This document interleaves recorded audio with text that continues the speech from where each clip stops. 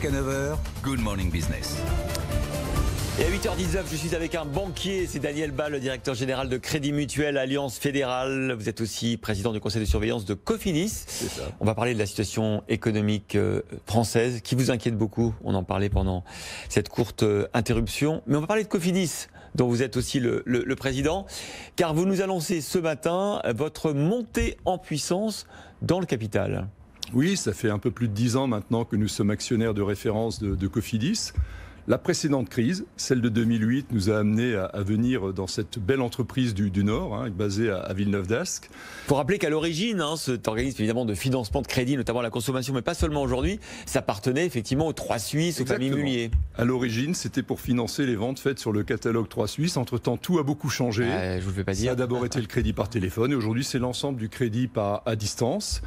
Et nous nous développons aujourd'hui à travers l'Europe, 9 pays en Europe, plus de 5000 salariés, dont 2500 en France. Et en France, on travaille à distance, on travaille à Villeneuve-d'Ascq. Et dans cette période de crise, beaucoup ont travaillé en télétravail. C'est également une mutation très forte parce qu'il faut continuer à accompagner nos clients qui, aujourd'hui, ont forcément des besoins en matière de crédit. Alors, vous montez jusqu'à 80%, vous avez repris 10% de plus. Oui. Demain 100%. Écoutez, oui, c'est le sens de l'histoire irait comme ça, parce que nous avons fait ce choix il y a 10 ans de venir sur le crédit à la consommation. Crédit Mutuel Alliance Fédérale est très très impliqué sur le marché de l'entreprise et sur le marché du particulier, et là notamment dans le crédit immobilier, contrebalancé avec du crédit court, du crédit à la consommation, semblait à l'époque une bonne décision de gestion et ça s'est confirmé entre-temps. Est-ce que vous croyez que les Français vont se ruer sur les crédits à la consommation, eux qui ont accumulé sur les comptes en banque que vous gérez 55 milliards d'euros pendant la crise? Aujourd'hui non. Aujourd'hui non, mais le besoin va venir. Et le besoin va venir, et là nous devrons être vigilants. Il s'agit d'accompagner les clients qui ont une capacité de remboursement, car ne l'oublions jamais. Lorsqu'on accorde un crédit à la consommation, bien sûr, c'est le prêteur qui prend un risque, mais c'est aussi l'emprunteur. Et à nous de bien veiller à ce que l'emprunteur puisse supporter le crédit.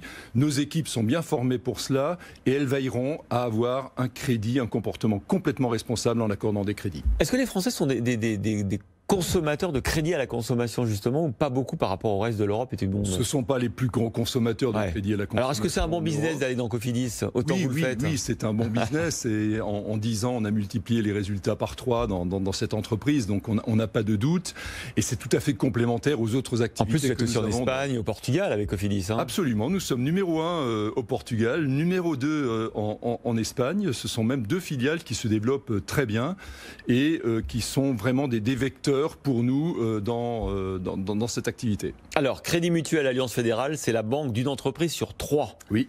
Et donc, vous êtes particulièrement bien placé pour nous dire ce matin, selon vous, quel est l'état de notre économie? Je vais déflorer un peu ce que vous allez dire, parce que pendant la pub, vous m'avez dit que vous étiez très inquiet. Oui. Aujourd'hui, tout va bien, on est sous anesthésie, nous distribuons massivement le prêt garanti par l'État. Nous avons distribué rien que dans notre groupe 15 milliards d'euros à 100 000 entreprises. Donc, avec Crédit Mutuel, CIC, vous êtes à 15 absolument, milliards. entre Crédit Mutuel et le CIC. On a reporté massivement également les échéances de prêt, plus de 2 milliards d'euros reportés.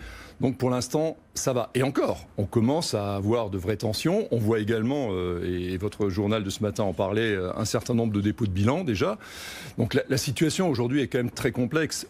Tout ce qui est mis en œuvre, et le gouvernement a pris de bonnes mesures, Bruno Le Maire et ses équipes ont pris de bonnes décisions, tout ça est bien, mais il y aura ses limites. Et les limites en matière économique, pour une entreprise, il n'y en a pas 36. Il faut tout simplement que l'activité puisse reprendre dans de bonnes conditions. Et ça, c'est une attente forte aujourd'hui de l'ensemble des chefs d'entreprise que nous rencontrons tous les jours. Vous nous dites ce matin, on peut encore éviter la catastrophe, parce que franchement, vous me l'avez dit, la catastrophe, elle n'est pas très loin.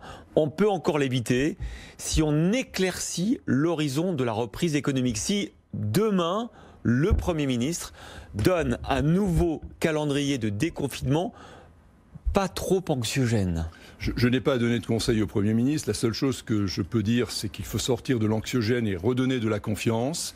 permettre, évidemment, il faut continuer à respecter les mesures de sécurité, notamment les gestes barrières, mais il faut le faire de manière intelligente. Le masque, il faut garder les masques aussi, intelligente et pragmatique et non pas bureaucratique, parce que j'ai vu quelques textes qui, franchement, lorsqu'on est chef d'entreprise, par exemple, font un peu vibrer. Bon, la définition, par exemple, de ce qu'est le fameux périmètre de 4 mètres carrés. De 4 mètres carrés. Bon, c'est juste pas applicable partout. Évidemment, nous veillons à protéger nos salariés, nous veillons à protéger nos clients, mais il faut redonner de la confiance de telle sorte à ce que l'activité puisse redémarrer. Vous savez, la défaillance d'une entreprise, bon, c'est dramatique. C'est dramatique pour le chef d'entreprise qui s'est beaucoup engagé, mais surtout pour les emplois qui sont perdus. Lorsqu'on est dans une liquidation, il est à craindre qu'il y ait beaucoup de liquidations. Ce sont des emplois perdus durablement. Et une perte d'emploi, c'est une famille dans la détresse.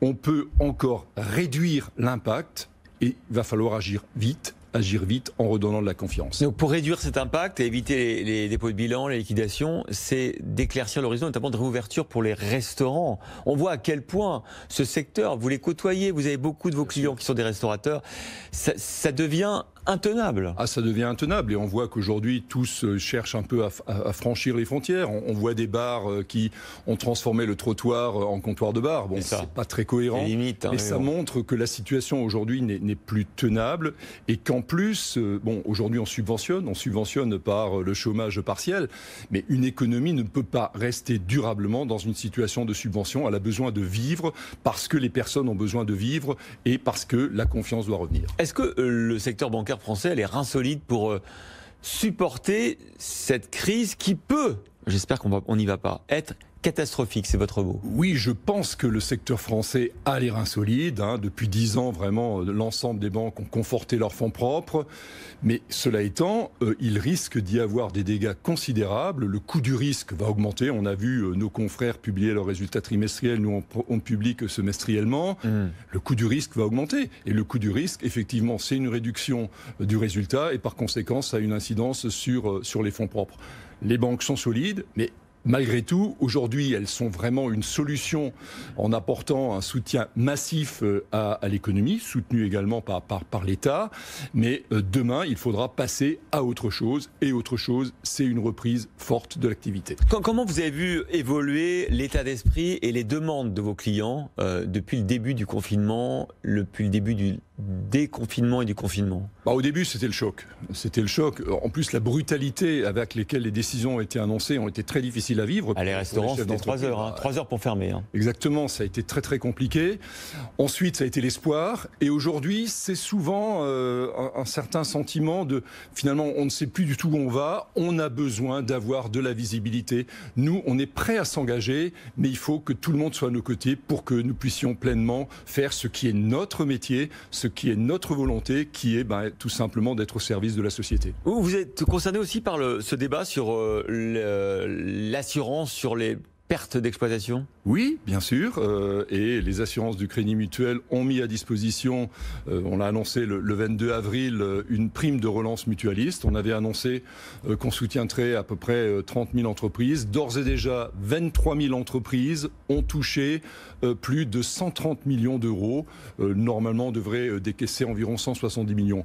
On n'a pas regardé si les contrats permettaient ou non de couvrir. La majorité des contrats ne permettaient pas du tout de regarder même le sujet. Par contre, nous avons voulu faire un geste fort parce que c'est combien en moyenne, ça représente combien, entre combien et combien selon les entreprises, c'est cette prime? Pour nous, elle a concerné aujourd'hui 23 000 entreprises qui ont déjà bénéficié de cette prime et elle va jusqu'à 20 000 euros. Jusqu'à 20 000 euros. 20 000 euros, et aujourd'hui c'est nécessaire, c'est indispensable. Quand c'est versé aujourd'hui, c'est mieux qu'au bout d'un procès et au bout de quelques années. Merci beaucoup Daniel Bal, directeur général de Crédit Mutuel Alliance Fédérale, d'avoir été notre invité ce matin.